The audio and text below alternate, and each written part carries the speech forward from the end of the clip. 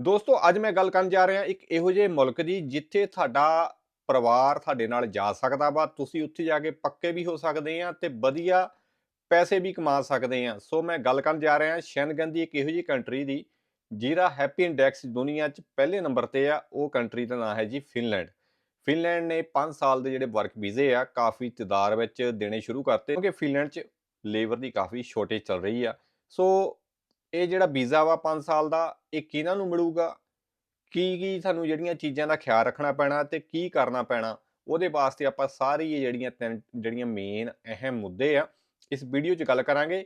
ਸੋ ਜੁੜੇ ਰਹੋ ਵੀਡੀਓ ਨਾਲ ਅੰਤ ਤੱਕ, ਕਿਉਂਕਿ ਇਹ ਜਿਹੜਾ 5 ਸਾਲ ਦਾ ਵੀਜ਼ਾ ਵਾ ਬਿਨਾਂ ਕਿਸੇ ਆਈਲੈਟਸ ਤੋਂ ਤੇ ਬਿਨਾਂ ਕਿਸੇ ਐਕਸਪੀਰੀਅੰਸ ਤੋਂ, ਨਾ ਹੀ ਤੁਹਾਨੂੰ ਕਿਸੇ ਨੂੰ ਪੈਸੇ ਦੇਣ ਦੀ ਲੋੜ ਆ, ਬਿਲਕੁਲ ਤੁਸੀਂ ਮੁਫਤ ਜਾ ਸਕਦੇ ਆ। ਸੋ ਕਿੱਦਾਂ ਜਾ ਸਕਦੇ ਆ ਵੀਡੀਓ 'ਚ ਗੱਲ ਕਰਾਂਗੇ। ਸੋ ਪਹਿਲਾਂ ਮੈਂ ਦੱਸਦਾ ਜਿਹੜਾ 5 ਸਾਲ ਦਾ ਜਿਹੜਾ ਵਰਕ ਵੀਜ਼ਾ ਵਾ, ਇਹ ਹਾਈਲੀ ਜਿਹੜੇ ਸਕਿਲਡ ਲੋਕ ਵਾ ਜਾਂ ਸੀਜ਼ਨਲ ਜਿਹੜੀਆਂ ਜੌਬਸ ਹੁੰਦੀਆਂ ਵਾ ਉਹਨਾਂ ਵਾਸਤੇ ਆ। ਸੋ ਸੀਜ਼ਨਲ ਜਿਹੜੇ ਹੁੰਦੇ ਆ ਐਗਰੀਕਲਚਰ, ਹਾਰਟੀਕਲਚਰ ਜਾਂ ਹੋਟਲ ਰੈਸਟੋਰੈਂਟ 'ਚ ਰੱਖ ਲਓ, ਸੀਜ਼ਨ ਦੇ ਹਿਸਾਬ ਨਾਲ ਜਿਹੜਾ ਟੂਰਿਸਟ ਸਪੌਟ ਆ ਉੱਥੇ ਬੰਦੇ ਚਾਹੀਦੇ ਆ।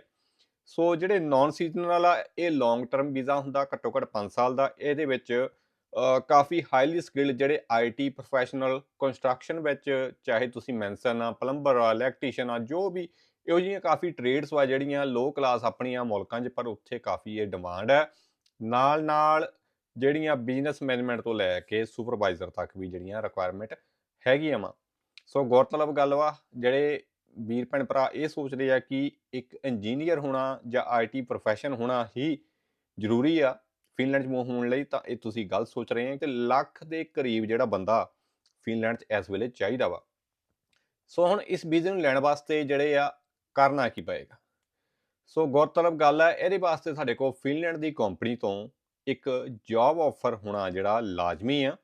ਸੋ ਉਹ ਜੌਬ ਆਫਰ ਲੈਣ ਵਾਸਤੇ ਤੁਸੀਂ ਜਿਹੜੀਆਂ ਅਲੱਗ-ਅਲੱਗ ਜਿਹੜੇ ਸੋਸ਼ਲ ਮੀਡੀਆ ਪਲੇਟਫਾਰਮਾਂ ਯੂਜ਼ ਕਰ ਸਕਦੇ, ਜਿੱਦਾਂ ਲਿੰਕਡਇਨ ਹੋ ਗਏ ਜਾਂ ਤੁਹਾਡੀ ਜਿਹੜੀਆਂ ਟੀ ਪੋਰਟਲ ਆ ਜਾਂ ਹੋਰ ਬਹੁਤ ਸਾਰੇ ਇਹੋ ਜਿਹੇ ਪੋਰਟਲਸ ਆ ਜੋ ਮੈਂ ਇਸ ਵੀਡੀਓ ਦੇ ਡਿਸਕ੍ਰਿਪਸ਼ਨ 'ਚ ਵੀ ਲਿੰਕ ਦੇ ਦਾਂਗਾ, ਜਿਨ੍ਹਾਂ ਤੇ ਜਾ ਕੇ ਤੁਸੀਂ ਅਪਲਾਈ ਕਰਨਾ। ਸੋ ਬਹੁਤੇ ਵੀਰ ਭੈਣ ਭਰਾਵਾਂ ਨੇ ਜਿਹੜੇ ਆ ਇਸ ਤੇ ਕਾਫੀ ਜਿਹੜੀ ਆ ਮਿਹਨਤ ਵੀ ਕੀਤੀ ਹੈ। ਉਹਦੇ ਵਾਸਤੇ ਰਿਜ਼ਿਊਮ ਤਿਆਰ ਕਰਕੇ ਅਲੱਗ-ਅਲੱਗ ਜਿਹੜੀਆਂ ਵਾ ਅੰਪਲਾਇਰ ਨੂੰ ਭੇਜਣਾ ਪਏਗਾ।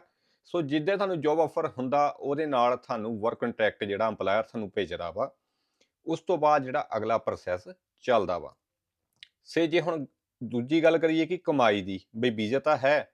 ਸੋ ਜੇ ਤਾਂ ਤੁਹਾਡੀ ਨਾਨ ਸੀਜ਼ਨਲ ਆ, ਹਾਈਲੀ ਸਕਿਲਡ ਵਾ, ਭਾਵ ਪਲੰਬਰ ਆ, ਇਲੈਕਟ੍ਰੀਸ਼ੀਅਨ ਵਾ, ਕੰਸਟਰਕਸ਼ਨ ਵਿੱਚ ਕੋਈ ਵੀ ਕੰਮ ਆ ਤੁਹਾਡਾ, ਜਾਂ ਮੈਨੇਜਮੈਂਟ ਸੈਕਟਰ 'ਚ ਵਾ, 2500 ਤੋਂ ਲੈ ਕੇ 3000 ਪਲੱਸ ਯੂਰੋ ਮਹੀਨੇ ਦੀ ਸੈਲਰੀ ਹੋ ਸਕਦੀ ਹੈ। ਤੁਸੀਂ ਹੁਣ ਕੈਲਕੂਲੇਸ਼ਨ ਆਪ ਹੀ ਲਾ ਲਓ ਕਿੰਨੀ ਵਧੀਆ ਜਿਹੜੇ ਇਹ ਸਿਰਫ ਸੈਲਰੀ ਆ, ਜਿਹੜੇ ਬੈਨੀਫਿਟ ਆ ਉਹ ਅਲੱਗ ਵਾ, ਕਿਉਂਕਿ ਫਿਨਲੈਂਡ 'ਚ ਸਾਨੂੰ ਓਵਰ ਟਾਈਮ ਦੇ ਨਾਲ ਨਾਲ ਜਿਹੜੀਆਂ ਵਰਕਿੰਗ ਹੌਲੀਡੇਜ਼ ਆ ਜਾਂ ਹੋਰ ਜਿਹੜੇ ਪੱਤੇ ਆ ਨਾਲ ਮਿਲਦੇ, ਉਹ ਵੀ ਮਿਲਦੇ ਆ। ਤਾਂ ਹੀ ਦੁਨੀਆ 'ਚ ਪਹਿਲੇ ਨੰਬਰ 'ਤੇ ਜਿਹੜੀ ਹੈਪੀ ਇੰਡੈਕਸ 'ਚ ਕੰਟਰੀ ਆਉਂਦੀ ਹੈ। ਇਹ ਤਾਂ ਹੋ ਗਈ ਤਨਖਾਹ ਦੀ। ਤੇ ਹੁਣ ਇਸ ਵਾਸਤੇ ਕਰਨਾ ਕੀ ਪੈਣਾ, ਕਿਹੜੀਆਂ ਚੀਜ਼ਾਂ ਦੀ ਲੋੜ ਆ।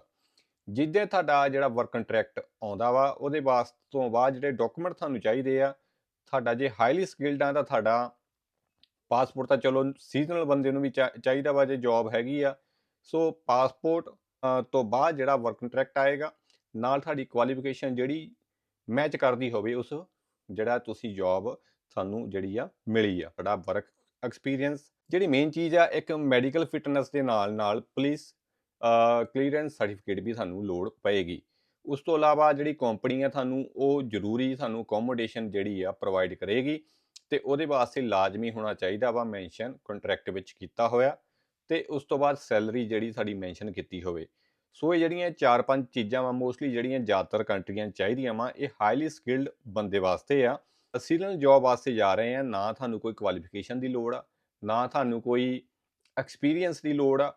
ਸਾਨੂੰ ਸਿਰਫ ਚਾਹੀਦਾ ਜੌਬ ਆਫਰ, ਚਾਹੇ ਉਹ ਖੇਤਾਂ ਵਿੱਚ ਕੰਮ ਆ, ਚਾਹੇ ਉਹ ਗਲਾਸ ਹਾਊਸ 'ਚ ਕੰਮ ਆ। ਗਲਾਸ ਹਾਊਸ ਤੋਂ ਭਾਵ ਜਿਹੜੀਆਂ ਇਨਡੋਰ ਸਬਜ਼ੀਆਂ ਵਗੈਰਾ ਲਾਉਂਦੇ ਆ ਬੇਮੌਸਮੀਆਂ, ਉਹ 'ਚ, ਜਾਂ ਕੋਈ ਹੋਰ ਵੀ ਕਿਸੇ ਵੀ ਲੇਬਰ ਕਲਾਸ ਦਾ ਕੰਮ ਆ, ਜਾਂ ਹੋਟਲ ਜਾਂ ਰੈਸਟੋਰੈਂਟ 'ਚ ਕੰਮ ਆ, ਤਾਂ ਸਿਰਫ ਜੌਬ ਆਫਰ ਚਾਹੀਦਾ ਵਾ। ਇਹਦੇ ਨਾਲ ਤੁਸੀਂ ਸੀਜ਼ਨਲ ਜਿਹੜਾ ਵਾ ਵੀਜ਼ਾ 1 ਤੋਂ ਲੈ ਕੇ 2 ਸਾਲ ਤੱਕ ਲੈ ਸਕਦੇ ਆ, ਤੇ ਉੱਥੇ ਜਾ ਕੇ ਇਹ ਵੱਧ ਵੀ ਸਕਦਾ ਵਾ। ਜਿੱਦੇ ਤੁਸੀਂ ਫਿਨਲੈਂਡ ਪਹੁੰਚ ਰਹੇ ਆ, ਫੈਮਿਲੀ ਦੀ ਹੁਣ ਜੇ ਗੱਲ ਕਰੀਏ, ਫੈਮਿਲੀ ਮੰਗਾਉਣ ਵਾਸਤੇ ਤੁਹਾਡੀ ਘੱਟੋ ਘੱਟ ਸੈਲਰੀ 2600 ਚਾਹੀਦੀ ਆ ਯੂਰੋ।